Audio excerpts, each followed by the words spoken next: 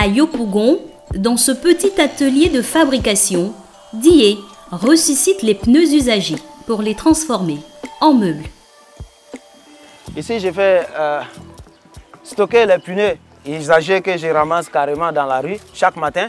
Voilà, je les ramène ici, je les stocke ici. Et à partir d'ici, je les amène dans mon atelier et je les ramène là-bas chaque matin pour les transformer en meubles, bien sûr. Ici, vous allez trouver une grande table. Voilà, une grande table qui est bien stable. Ça, c'est fait déjà en chaise qu'on peut déjà utiliser. Voilà, il reste tout juste des petits accessoires à appliquer là-dessus que je peux déjà tester. Vous pouvez bien faire le constat ici. Moi, je trouve vraiment confortable. Ça me plaît bien. Un métier d'artiste et de menuisier qui lui rapporte 500 000 francs de chiffre d'affaires par mois. Un business lucratif pour Dié, qui a démarré cette activité de recyclage il y a 3 ans. C'est vendu à l'ensemble et par unité aussi, puisqu'il y a des personnes qui veulent ça en unité. Donc l'unité lui revient à 35 000 francs, il faut dire, à l'adresse. Si on en prend plusieurs? Si on en prend plusieurs, normalement je les compose en 4. Voilà, c'est 4 chaises plus une table au milieu, normalement qui fait un salon. Voilà, au prix de 165 000 à 170. Ça dépend de la matière que le client va demander dessus. Parce qu'ici, il faut laisser le choix aussi au client. Chaque mois, Dié vend l'équivalent de 3 salons et réussit à épargner 100 000 francs CFA. Cela peut sembler incroyable, mais fouiller les poubelles pour recycler peut rapporter de l'argent.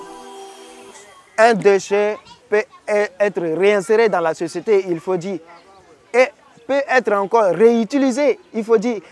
C'est une ressource. Voilà. Moi, j'ai appelé ça les dirty jobs. Pour ceux qui ne comprennent pas, les dirty jobs, c'est le travail de saleté. Mais je préfère le travail de saleté parce que le travail de saleté, pour ceux qui ne comprennent pas ça, peut te rapporter plus qu'un gold. Voilà, dis-le. Chaque année, la Côte d'Ivoire produit 5 millions de tonnes de déchets, dont près de 2 millions rien qu'à Abidjan. Et un Ivoirien produit en moyenne 200 kilos de déchets par an. Des déchets qui atterrissent à la décharge publique ou qui sont abandonnés dans la rue. Aujourd'hui dans le pays, 90% des déchets ne sont pas recyclés. Pourtant, les ordures, une fois collectées, triées et recyclées, peuvent rapporter beaucoup d'argent. Le marché de la valorisation des déchets en Côte d'Ivoire est estimé à 14 milliards de francs CFA par le gouvernement. Un chiffre méconnu de la population, mais aussi de la plupart des acteurs privés et publics qui négligent encore le potentiel de ce marché. Un marché quasi inexistant et très largement informel. Mais cela pourrait changer dans les prochaines années. Des particuliers, des entreprises, mais aussi l'État commencent à parier sur le tri et le recyclage des déchets. Comment ces acteurs se lancent-ils dans ce nouveau business? Comment les ordures peuvent-elles être une mine d'or pour le pays?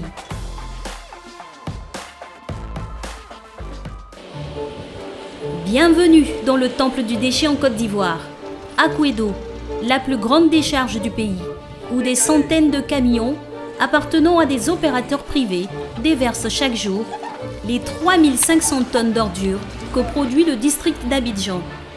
Tout commence ici, au poste de contrôle de la décharge. Les opérateurs sont payés au tonnage. Donc quand ils arrivent, il faut peser les camions pour qu'on sache la quantité de déchets qu'ils transportent. Le poids net est calculé par la machine. C'est-à-dire le camion à charge, moins le camion à vide, on a le poids net. Et on a donc les tonnages qui sont réalisés au fur et à mesure. Chaque fin de mois, on fait un récapitulatif pour chaque opérateur pour savoir combien de tonnages il a réalisé. À Akouedo, 300 camions déversent chaque jour 2 types d'ordures. Les déchets ménagers, ramassés sur le district d'Abidjan et que la décharge rémunère au poids. Et les déchets des entités privées qui payent la décharge pour s'en débarrasser. Au total, parmi ces ordures, 40% sont organiques, 8% en plastique et le reste est un amas de divers déchets. La vie des déchets pourrait simplement s'arrêter là, mais ce qui s'apparente à un cimetière de poubelles pour certains est une véritable salle des trésors pour d'autres. Ces gens que vous voyez, on les appelle les puneurs. Ils font de la récupération. des sachets plastiques, des bouteilles, de la ferraille et qui les revendent en ville. 2000 travailleurs vivent du tri de ces ordures. Des hommes et des femmes armés d'un simple pic en ferraille. Ils gagnent entre 1000 et 4000 francs par jour en vendant ces ordures pour environ 50 francs le kilo à des intermédiaires comme Adama. Chaque semaine, cet homme récupère 25 tonnes de plastique qu'il revend ensuite à une entreprise spécialisée dans le bâtiment. On envoie ça jusqu'à Yopougon. À la zone de Yopougon, il y a une usine là-bas et ils payent. On va les vendre à 175 kg. Adama revend donc les ordures triées 3 à 4 fois plus cher que le prix d'achat initial. De nombreux travailleurs comme lui vivent ainsi du tri des déchets dans une économie parallèle. Mais la décharge à ciel ouvert d'Akwedo et son économie informelle ont vocation à disparaître en juillet prochain. La décharge sera remplacée par un centre d'enfouissement des déchets en pleine construction. Sur ce terrain de 100 hectares, situé à 45 minutes d'Abidjan, Lanzeni Ouattara, directeur général au ministère de la Salubrité, de l'Environnement et du Développement durable, s'y voit déjà. Et donc les déchets seront emportés ici, stockés, régalés, compactés et recouverts avec de la terre inerte pour le contrôle des odeurs, pour le contrôle du gaz également. Un investissement de 31 milliards de francs CFA pour le gouvernement qui compte faire de ce terrain non seulement un lieu d'enfouissement des ordures, mais aussi un centre de tri et de recyclage des déchets. Nous allons récupérer les déchets qui ont de la valeur, les plastiques, les papiers, les cartons. Et la matière organique viendra très peu ici pour être enfouie. Et puis encore, cette matière étant enfouie, nous allons utiliser le biogaz, revaloriser le biogaz en le transformant en énergie électrique, où une partie va fonctionner, permettre de fonctionner le site, une autosuffisance en énergie. Et s'il y a du supplément, on mettra ça sur le réseau national avec le gouvernement. La gestion et la valorisation des déchets pourraient rapporter 14 milliards de francs CFA à l'État. Un centre utile à la fois pour l'écologie et l'économie du pays, selon le ministère. Les déchets, c'est de la valeur. Il faut le voir autrement, au lieu que ce soit du gaspillage. Il faut aujourd'hui donner cette valeur-là, profiter, utiliser cette valeur-là pour pouvoir refaire vraiment un système de gestion qui respecte les normes pour que la population soit vraiment aussi dans les meilleures conditions de vie. Et aussi avec la création d'emplois qui va permettre de lutter contre le chômage. C'est le début de l'aventure. C'est le début de l'aventure. Et on espère avec l'émergence de la Côte d'Ivoire, on sera vraiment au top aussi. Le défi est encore de taille pour le gouvernement, qui compte achever ce chantier géant, l'un des futurs plus grands centres d'enfouissement d'Afrique de l'Ouest, d'ici quelques mois seulement. En attendant, le recyclage demeure encore un secteur très informel en Côte d'Ivoire. En bordure de lagune, dans la commune d'Atekoubé à Abidjan, Ismaël, père de 2 enfants, trie et lave ses sacs plastiques jetés aux ordures. Voilà c'est là, sachet là qui est là, qui quitte dans la poubelle. C'est sale. Donc ça, on prend, on lave dans l'eau là. Demain c'est sale, on ne peut pas vendre comme ça. Il faut bien traiter avant de vendre. Donc comme ça, c'est dans l'eau là, on lave. Je vais vous montrer comment on fait ça. Une méthode pour le moins artisanale. On met savon dans l'eau là, et puis on piétine. Quand on piétine, demain c'était sale là, quand je vais faire sortir, tu vas voir c'est propre. Ces déchets, qui auraient mis 1 à 4 siècles pour se désagréger, deviennent alors une matière première pour les usines de plastique qui rachètent les sachets à Ismaël. C'est ici, on met les sachets en valeur pour pouvoir vendre. Ça, tant que tu n'as pas fait comme ça, l'usine ne prend pas. Il faut que ça soit propre, à bonne quantité, tu peux traiter à l'aise. Grâce à ce business qu'il occupe à temps plein, Ismaël peut payer son loyer et nourrir toute sa famille. Je paye le kilo à 150 en fait, 150 le kilo. Et je vends à 250. J'ai 100 francs comme bénéfice. Pour 100 francs comme bénéfice et le transport est dedans. Et je prends les gens pour m'aider pour travailler dans l'eau. Un système de collecte et de tri encore très officieux, mais qui permet de réduire l'insalubrité. Car le plastique est un défi d'ampleur pour la Côte d'Ivoire. Sur les 200 000 tonnes de déchets plastiques rejetés chaque année, seuls 10% sont recyclés. Les 90% restants sont enfouis, brûlés, traînent sur les plages, dans la nature ou dans les villes.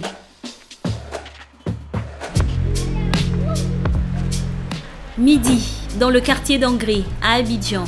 Lamine, designer de 22 ans, est justement en pleine séance de tri de bouteilles en plastique. Toutes ces bouteilles viennent de la maison et aussi de mon bureau, de mon lieu de travail. Lorsque nous finissons de boire de l'eau dedans, après nous jetons et c'est pas intéressant. Les bouteilles en plastique représentent 9% des déchets dans le pays. J'ai remarqué que la ville d'Abidjan est une ville très peuplée et très sale en fait. Il y a trop de bouteilles dans les rues et ça me dérange beaucoup. Alors, pour faire un geste écologique, Lamine a téléchargé sur son téléphone une application spécialisée dans la collecte de bouteilles en plastique à Abidjan. Une fois que j'ai réuni toutes ces bouteilles, je me connecte dans l'application. Ensuite,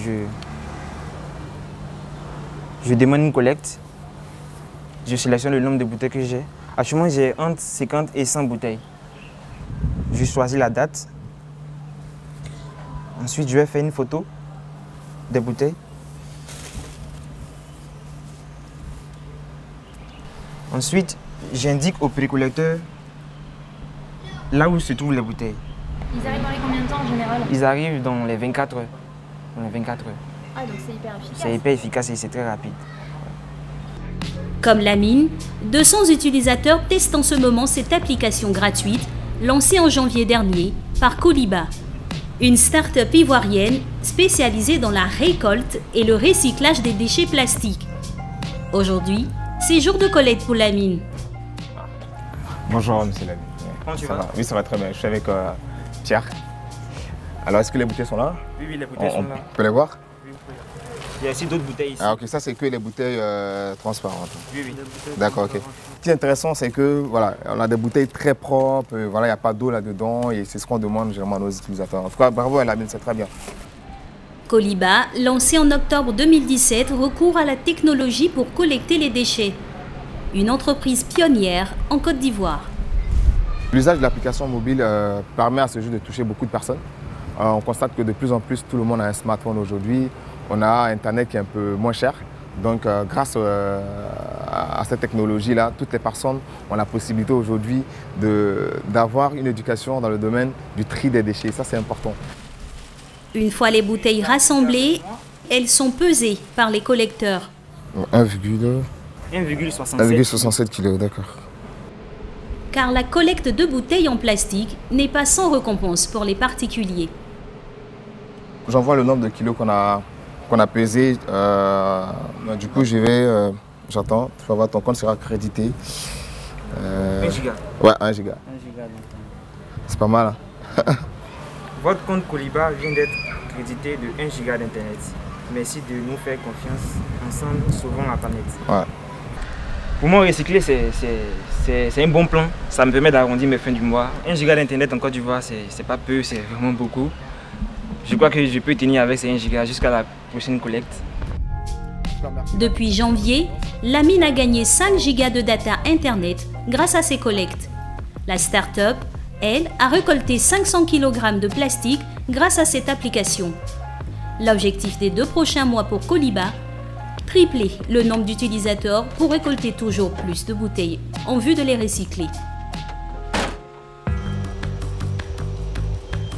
Le secteur privé commence donc à comprendre l'intérêt économique du recyclage, et pas seulement du plastique. Sifka, leader de l'agro-industrie en Afrique de l'Ouest, recycle des déchets organiques pour alimenter la raffinerie d'huile de sa filiale Sania. L'entreprise récupère, depuis 2010, des copeaux d'EVA pour en faire du combustible. Initialement, ces bois, à fin de vie, étaient abattus et pourrissaient dans les plantations, donc dégageaient les CO2, les gaz à effet de serre. Aujourd'hui, nous avons la possibilité de broyer ces bois et avoir des chips. Et ces chips nous parviennent ici, nous les utilisons pour produire de la vapeur. Donc cette activité a une valeur ajoutée pour nous. Produire de la vapeur en recyclant des copeaux plutôt qu'en utilisant du gaz permet à Sania de réaliser des économies sur sa production d'énergie de l'ordre de 25% par an. mais aussi de réduire les émissions de gaz à effet de serre. Chaque jour, pour faire tourner la chaudière, 120 tonnes de restes d'EVA sont livrées à Sania. Alors les copeaux sont acheminés ici, à cet endroit qu'on appelle le moving floor, qui va aspirer les copeaux jusqu'au convoyeur. Et ce convoyeur amène les copeaux jusqu'à la chaudière. Et c'est au niveau de la chaudière qu'ils sont brûlés pour produire de la chaleur. Et cette chaleur permet de chauffer l'eau et la vaporiser pour faire de la vapeur. Voilà. Et c'est cette vapeur que nous utilisons pour raffiner l'huile. Alimenter les refroidisseurs de la raffinerie d'huile ou encore de la margarinerie, produire de l'électricité qui permet d'éclairer les ateliers. Aujourd'hui, ces matières premières recyclées en combustible permettent à l'entreprise Sania une totale autosuffisance. Un cercle vertueux que l'on appelle économie circulaire. Retour avec les start-upers de Coliba. Après la collecte de plastique, ils emmènent leur récolte vers leur centre de stockage dans le quartier du plateau d'eau cuit. On ne va pas mélanger les bouteilles propres avec les bouteilles sales. Donc moi l'idée c'est d'enlever ça. S'il n'y a plus de place, ça on peut les mettre là, tu vois. C'est déchiré, non mettez ça dans un sac. Videz ces deux sacs là, vous allez mettre ça là-dedans. En 2 mois de collecte, ils ont rassemblé 6 tonnes de plastique dans ce local de stockage. Un lieu de transit pour ces bouteilles.